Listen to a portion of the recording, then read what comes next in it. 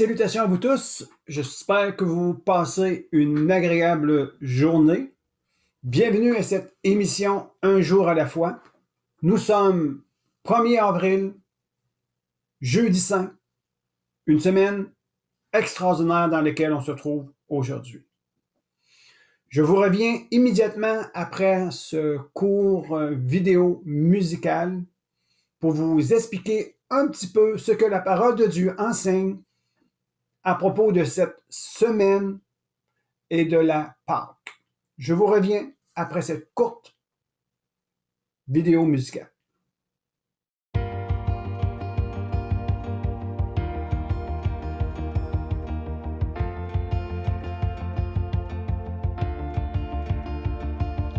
À genoux devant ta face, je réalise ta grâce. Je sens ta sainte présence en moi. Mes mots sont faibles pour expliquer. Quand je contemple ta beauté, je sens ton Esprit Saint en moi. De toi coulent les paroles de vie. Tout est entre tes mains. Ta parole me soutient dans ma vie. Tu détiens les clés du destin. Tout est entre tes mains. Tout est entre tes mains.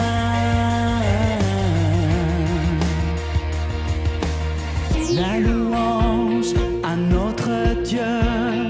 Des mots d'adoration à notre Dieu, la louange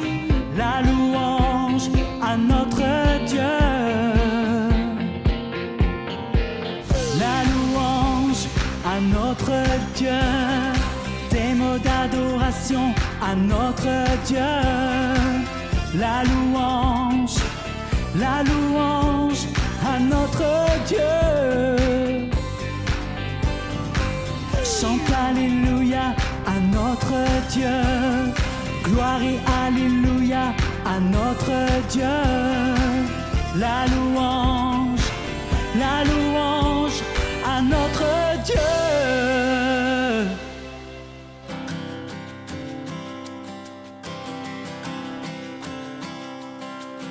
Le roi dans sa beauté, vêtu de majesté, la terre est dans la joie, la terre est dans la joie. Sa gloire resplendit, l'obscurité s'enfuit au son de sa voix, au son de sa voix. Combien Dieu est grand, chantons-le combien Dieu est grand, et tous verront combien, how great is our God. Sing with me, how great is our God, and all we see, how great is our God.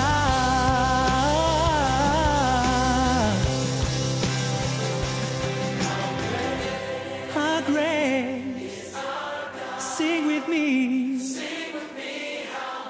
how great, and all we see, how great is our God.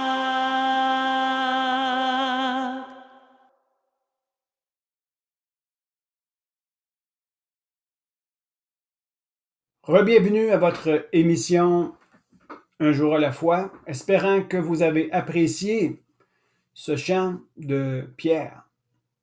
Comme vous savez, nous sommes jeudi saint et la parole de Dieu nous enseigne beaucoup de choses à propos de la passion de Christ, de la Pâque et de la résurrection.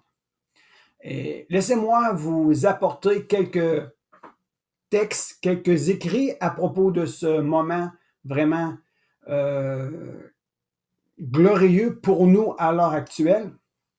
Mais pour Jésus, le Fils de Dieu, les 12 dernières heures de sa vie terrestre n'ont pas toujours été des plus agréables. Mais comme nous allons le voir dans quelques instants, cela avait un but et une raison très particulière. Avant tout, je tiens à vous laisser la bénédiction et prendre un temps pour la prière. Comme vous le savez tous, je dis et je répète à plusieurs fois que, avant toute chose, faites des prières. C'était la recommandation de Paul à Timothée. Alors, pour ce début de cette émission, je veux lancer la bénédiction sur la population de Grande-Rivière et des environs. Seigneur Jésus, nous savons tous très bien que tu es venu sur cette terre et que ta marche sur cette terre s'est dirigée vers la croix, vers une mort sur la croix. Mais comme la parole de Dieu nous enseigne, la mort ni le tombeau n'a pu te retenir, car au bout de 3 jours, tu es ressuscité d'entre les morts. Tu es sorti des liens de la mort. Et c'est une grande bénédiction pour nous aujourd'hui de connaître et de reconnaître que cette mort et cette résurrection a été pour le salut de l'humanité. Alors que la région de Grande-Rivière et des environs puissent être bénis par ta résurrection, Jésus. Que nous puissions recevoir toute bénédiction, toute provision dans le nom de Jésus. Que la guérison, que la prospérité, la paix, la joie et la justice nous soient accordées en ce jour dans le nom de Jésus-Christ de Nazareth. Et merci Père. Merci Père de nous avoir envoyé ton Fils. Amen. Nous sommes dans la semaine sainte, comme je vous le disais, et ce dimanche, c'est la Pâque. Nous célébrons la résurrection de Jésus-Christ. Laissez-moi d'abord vous apporter ce que disent les évangiles synoptiques, Matthieu, Marc et Luc. Qu'est-ce que les évangiles synoptiques? Ces évangiles nous montrent certaines similitudes dans leur manière de présenter l'histoire et l'enseignement de Jésus. Dans ces évangiles synoptiques, le Christ annonce sa mort et sa résurrection à plusieurs reprises. Entre autres, aux disciples, après sa reconnaissance par l'apôtre Simon-Pierre, comme Jésus étant le Messie. Et aussi, Jésus a parlé aux disciples qui étaient réunis en Galilée. Jésus a encore annoncé sa mort et sa résurrection. Et sur la route de Jérusalem, Jésus a parlé aux 12 apôtres. Et même aussi dans l'épisode de la transfiguration, on se rappelle tous, lorsque Jésus était sur la montagne avec Pierre, Jean et Jacques, et qu'il y a eu une transfiguration, Jésus a encore parlé de sa mort et de sa résurrection. Et à un moment donné, à des scribes et à des pharisiens qui voulaient voir Jésus faire un miracle, Christ répond de cette manière suivante. Qu'il sera donné pour vous le signe de Jonas. Sera 3 jours et 3 nuits dans le sein de la terre. En réponse aux Juifs qui demandaient « Ne vois-tu pas les beaux bâtiments ?» en parlant du sanctuaire, Jésus a dit « Détruisez ce sanctuaire et je le reconstruirai en 3 jours. » Et ici, c'était encore une manière de parler qu'il allait mourir et qu'il allait ressusciter en 3 jours. Ces annonces prédisent que Jésus allait être livré aux grands prêtres et aux scribes qui le condamneront à mort. Ces prédictions prédisent aussi, déclaré que Jésus souffrirait beaucoup de la part des anciens, des prêtres et des scribes, qu'il sera livré aux païens. En quelque sorte, il sera livré entre les mains des Romains, qu'il sera bafoué, flagellé, mis en croix et mourra. Mais aussi, Jésus a annoncé sa résurrection d'entre les morts 3 jours après. Poursuivons ici de ce que les 4 évangiles maintenant nous parlent. Matthieu, Marc, Luc et Jean nous évoquent la passion de Christ, c'est-à-dire son arrestation, sa condamnation et sa mort sur la croix. Avec la résurrection, la passion de Christ est au cœur même de la foi chrétienne. Lorsque nous parlons de la passion de Christ, cela correspond aux 12 dernières heures de Jésus sur terre, du moins avant sa crucifixion. Et la passion de Christ, c'est l'arrestation, la condamnation, la mise en croix, sa mort, et sans oublier sa résurrection. Et notre foi repose sur ces événements que je viens de vous mentionner. La passion de Christ regroupe les événements suivants. L'arrestation, la conduite devant le Sanhédrin. Qu'est-ce que le Sanhédrin? C'est le gouvernement religieux de ce temps-là. Puis, Jésus fut conduit devant Pilate. La crucifixion a eu lieu et la mise en croix de Jésus. Et que dit l'Ancien Testament à propos de cela? Eh bien, l'Ancien Testament annonçait par prophétie les événements des 12 dernières heures de la vie de Jésus. La passion de Christ n'est pas une punition de Dieu. Le Père qui châtie son Fils comme une punition. Bien que nous pouvons voir cela de cette manière, mais en réalité, la passion de Christ, telle qui a été prophétisée dans l'Ancien Testament, était simplement la preuve de son amour pour les hommes. Dieu le Père ne punissait pas son Fils parce qu'il avait mal agi, mais Dieu le Père laissait tomber sur son Fils la colère pour qu'il puisse nous amener la paix. Nous allons voir cela tantôt. Alors, la crucifixion de Christ, la passion de Christ, c'est la preuve de l'amour de Dieu envers les hommes. Jésus est mort sur la croix, injustement condamné. Il est mort comme rançon de nos péchés et pour apporter la réconciliation. Maintenant, lisons des textes de l'Écriture pour que nous puissions comprendre, d'après les Écritures, ce que je viens tout simplement de vous dire, et très rapidement d'ailleurs. La première fois que nous voyons un sacrifice dans la parole de Dieu, nous le retrouvons dans Genèse 3, verset 21, et je vous lis le verset et je le mets dans son contexte. Et l'Éternel, Dieu, fit des habits en peau pour Adam et pour sa femme, et il les leur mit. Donc, Dieu a habillé Adam et Ève de peau. Et dans quel contexte?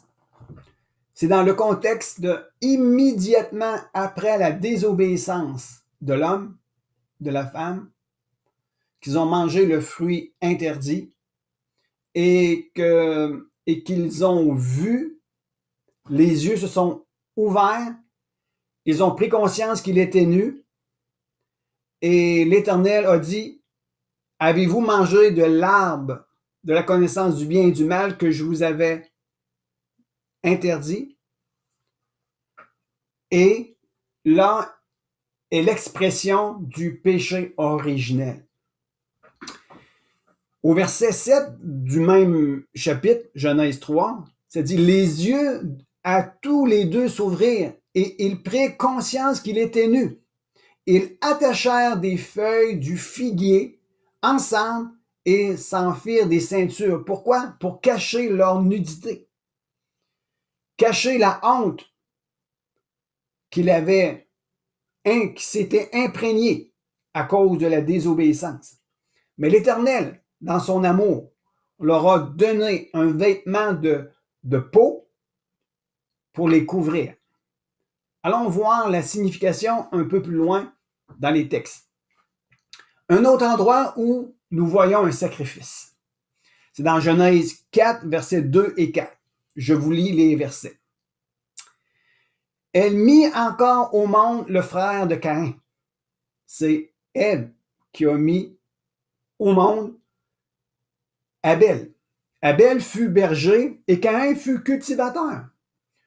Au bout de quelque temps, Caïn offrit en offrande des produits de la terre à l'Éternel. Donc, des fruits de la terre, des légumes ou des fruits quelconques. De son côté, Abel, lui, en fit une des premiers-nés de son troupeau et de leur graisse. L'Éternel porta un regard favorable sur Abel et sur son offrande. Abel offrit quoi? Un animal. Nous voyons cela en Genèse 3, verset 21. Le premier sacrifice, l'Éternel l'a fait pour offrir des vêtements, des peaux, pour couvrir la honte et le péché de Adam et Ève. C'est exactement ce que Abel a fait. Il a pris un premier-né de son troupeau. Continuons maintenant dans Exode 12. C'est le chapitre de l'institution de la Pâque, de ce que nous sommes en train de fêter dans quelques jours maintenant. Au verset 1 et 3 de Exode 12, l'Éternel dit à Moïse et à Aaron en Égypte, « Ce mois-ci sera pour vous le premier des mois. Vous le considérez comme le premier mois de l'année. » Il faut comprendre que dans la culture juive, il y a une année civile, il y a une année religieuse. Et le verset 3 ici, « Transmettez ces instructions à toute l'assemblée d'Israël. Le 10e jour de ce mois, on prendra un agneau pour chaque famille, un agneau pour chaque maison. » Nous voyons ici maintenant que le sacrifice initial que l'Éternel a fait pour revêtir Adam et Ève était, selon ce que l'on peut comprendre, un agneau. Et ce que Abel a offert à l'Éternel comme un sacrifice qui a été agréé ou qui a été accepté, c'était un animal et probablement un agneau encore ici. L'agneau offert en sacrifice pour couvrir la nudité ou la honte de Adam et Ève. Nous voyons ceci dans les textes que je viens de vous lire. Allons un peu plus loin maintenant. Nous voyons encore l'image d'un agneau. En Jean 1, verset 29, Jean-Baptiste dira, je vous lis le verset, « Le lendemain, il vit Jésus s'approcher de lui et dit, Jean-Baptiste, voyant Jésus venir vers lui, il dit, en parlant de Jésus, « Voici l'agneau de Dieu qui enlève le péché du monde. » Wow! Nous savons que l'Ancien Testament a prophétisé, les Écritures ont prophétisé cette semaine que nous sommes en train de vivre et il a prophétisé la Pâque. Et nous voyons que Jésus-Christ, c'est l'agneau de Dieu qui enlève le péché du monde. Laissez-moi vous citer Jean 3,16. « Car Dieu a tant aimé le monde qu'il a donné son Fils unique afin que quiconque croit en lui ne périsse point. Le péché de l'humanité a amené les hommes à dépérir et être loin de Dieu. Mais Jésus est venu pour réparer la brèche, réparer la faute. Car Dieu a tant aimé le monde qu'il a donné son Fils unique afin que quiconque croit en lui ne périsse point, mais, bonne nouvelle ici, ait la vie éternelle. Continuons maintenant dans ce que Jésus dira à propos de lui. Dans Jean 10, versets 17 et 18. Le Père m'aime parce que je donne ma vie pour la reprendre ensuite. Voyez-vous, Jésus dit, je donne, mais je reprends. Jésus a donné sa vie, il est mort sur la croix, au bout de 3 jours, il est ressuscité, il a repris la vie. Le verset 18 maintenant de Jean 10, personne ne me l'enlève, mais je la donne de moi-même. J'ai le pouvoir de la donner et j'ai le pouvoir de la reprendre. Tel est l'ordre que j'ai reçu de mon Père. Wow, c'est vraiment extraordinaire ici. Maintenant, allons en Ésaïe, dans l'Ancien Testament, Ésaïe 53, versets 1 à 5, et on va voir très brièvement la crucifixion et l'effet de la crucifixion de Christ sur la vie de tout homme, toute femme, tout jeune homme, toute jeune fille. Merci Seigneur. On continue. Ésaïe 53, verset 1, ça dit « Qui a cru à notre prédication? À qui le bras de l'Éternel a-t-il été révélé? » Ce texte, nous le retrouvons aussi dans Romains 10. Il a grandi devant lui comme une jeune plante, comme un rejeton qui sort d'une terre toute sèche. Il n'avait ni beauté ni splendeur proprement à attirer nos regards, et son aspect n'avait rien pour nous plaire. Méprisé et délaissé par les hommes, homme de douleur, habitué à la souffrance. On est en train de parler ici du serviteur de l'Éternel. Le serviteur de l'Éternel est Jésus-Christ, son Fils. On est en train de parler de Jésus ici, qui nous allons voir son accomplissement. Méprisé et abandonné par les hommes, homme de douleur, habitué à la souffrance, il était pareil à celui face auquel on détourne la tête. Nous l'avons méprisé. Nous l'avons fait aucun cas de lui. Pourtant, et voilà ici la raison du pourquoi que Jésus est venu mourir sur la croix. Pourtant, ce sont nos souffrances qu'il a portées. Combien de personnes ici souffrent aujourd'hui? Que ce soit moralement, spirituellement, émotionnellement, physiquement, financièrement, les gens souffrent. À quelque part dans notre vie, à quelque part dans ta vie, dans ma vie, il y a des souffrances. Et la souffrance, la source de toute souffrance dans l'humanité est le péché. Et je sais que c'est pas un dialogue que nous aimons entendre ou que c'est souvent parlé, mais la source de toute souffrance et de toute maladie et de tout rejet et de toutes les conséquences négatives et désastreuses que nous vivons aujourd'hui ont sa source dans le péché. Pourtant, ce sont nos souffrances qu'il a portées, c'est de nos douleurs qu'il s'est chargé. Et nous l'avons considéré comme puni, frappé par Dieu et humilié. C'est nous qui le considérons de cette manière-là. Mais lui, il était blessé à cause de nos transgressions, brisé à cause de nos fautes. Ce n'est pas à cause de lui. Dieu ne l'a pas puni à cause qu'il avait commis des fautes, lui, son fils. La Bible nous dit, il a été blessé à cause de nos transgressions, brisé à cause de nos fautes. La punition qui nous donne la paix est tombée sur lui. Wow! La punition que nous méritions, nous, à cause de nos manquements, de nos fautes, de nos adultères, de notre rébellion, de notre etc., n'est pas tombée sur nous. Nous avons cette grâce maintenant en Christ Jésus de recevoir la paix aujourd'hui et la guérison aujourd'hui. Pourquoi? Parce que la punition qui était réservée à l'homme est tombée sur Jésus.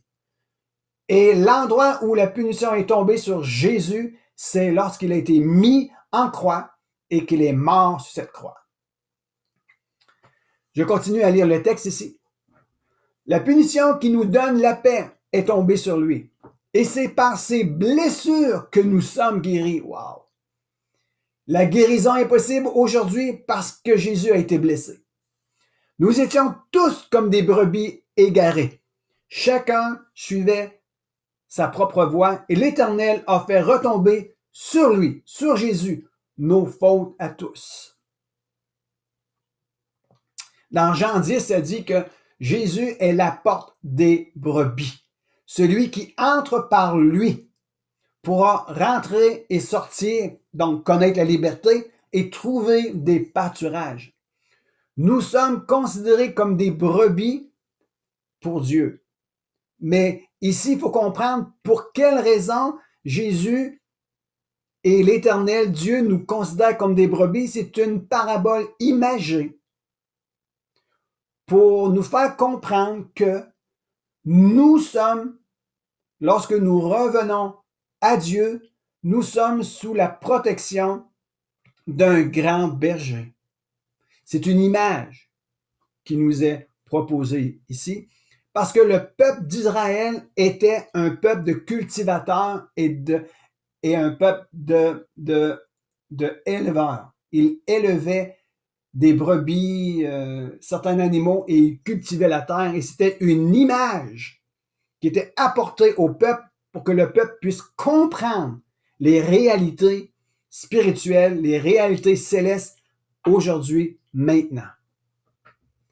Au verset 10 et 11 de toujours Ésaïe 53, voici, on va parler un petit peu, on va expliquer un petit peu ici. L'Éternel, donc Dieu, a voulu le briser par la souffrance.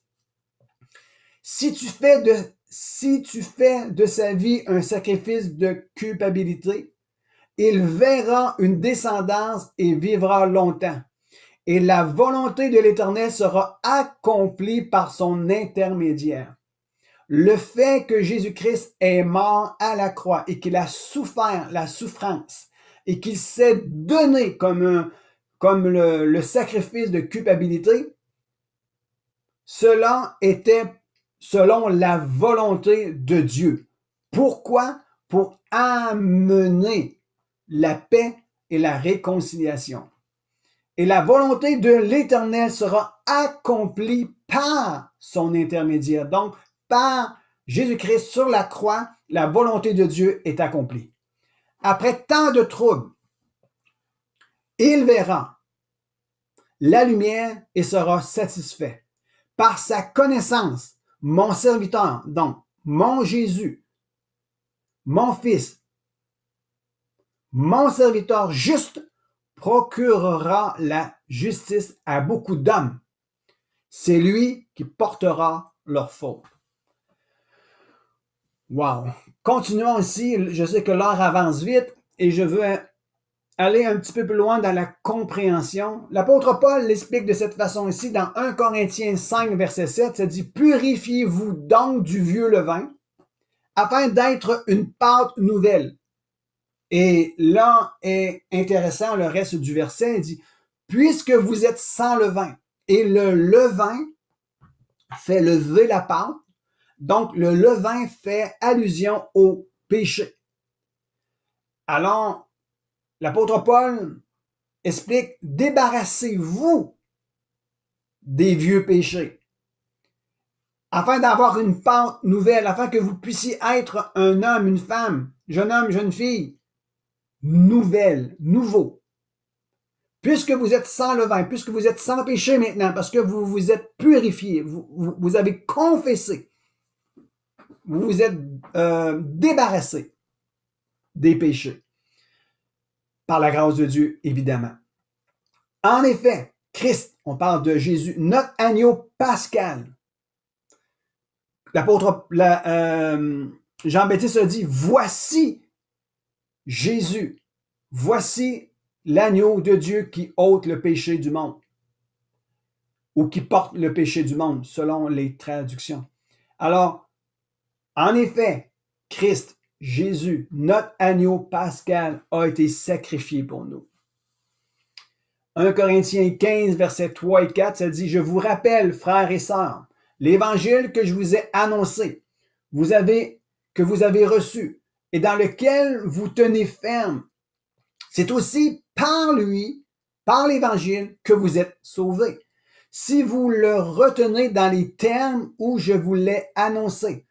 Autrement, votre foi aurait été inutile. » N'oubliez pas, notre foi est basée sur la passion et la crucifixion de Christ, ainsi que sur sa résurrection. Le verset 3, l'apôtre Paul dit dans 1 Corinthiens 15, « Je vous ai transmis avant tout le message que j'avais moi aussi reçu. Christ est mort pour nos péchés, conformément aux Écritures. » Nous l'avons lu brièvement il y a quelques minutes déjà.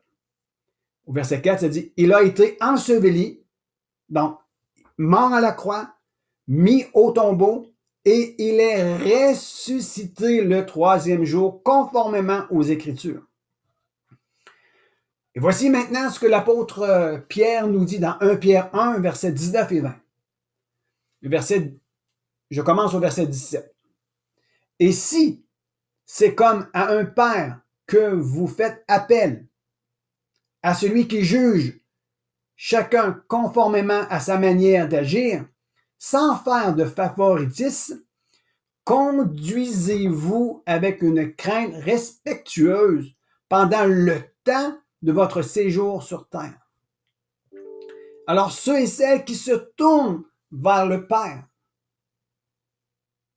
et qui fait appel au Père, celui qui juge chaque homme, chaque femme, jeune homme, jeune fille. L'apôtre Pierre nous dit, conduisez-vous d'une manière juste. Parce que le Père fait de favoritisme envers personne. Conduisez-vous d'une manière respectueuse. Au verset 18, ça dit, vous le savez en effet, ce n'est pas par des choses corruptibles comme l'argent ou l'or que vous avez été rachetés de la vaine manière de vivre, dépourvue de sens, que vous avez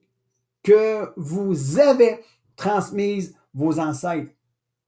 Ce que l'apôtre Pierre nous explique ici, le péché originel qui a été transmis de génération en génération et que nous voyons ses effets depuis le commencement du monde jusqu'à notre vie maintenant.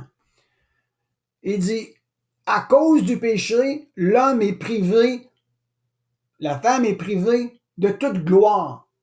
Tous ont péché, ils sont privés de la gloire de Dieu. Ils sont mis hors de la présence de Dieu. Mais l'amour du Père est de nous ramener dans sa présence, de racheter notre vie et de nous guérir. L'apôtre Paul dit ici, ce n'est pas avec de l'argent ni de l'or que vous avez été rachetés. Votre vaine manière de vivre, ma vaine manière de vivre, tous les fardeaux, tous les problèmes, toutes les maladies, ce n'est pas avec de l'argent ni de l'or que le Père nous a rachetés et qui veut nous conduire dans la vie éternelle. Mais, le verset 19 nous dit, mais par le précieux sang de Christ qui s'est sacrifié comme un agneau sans défaut et sans tache. Je fais la conclusion ici et j'ai apporté brièvement que ce que nous sommes en train de vivre, la Semaine Sainte et Pâques, la résurrection de Christ, a été prophétisée de la Genèse et elle trouve son accomplissement selon les Écritures, les Évangiles. Et aujourd'hui, nous fêtons cette fête merveilleuse.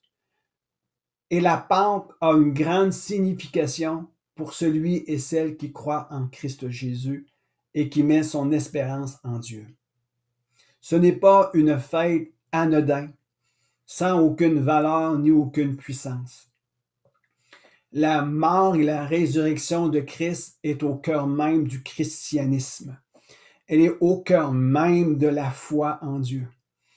Et de la manière que nous allons considérer la mort et la résurrection de Christ et le sang répandu sur la croix, la manière que nous allons considérer cela va avoir une grande influence sur notre vie.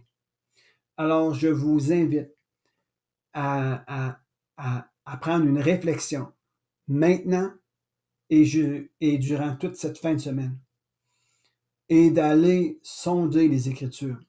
Allez voir ce que les évangiles, ce que la parole de Dieu dit à ce propos.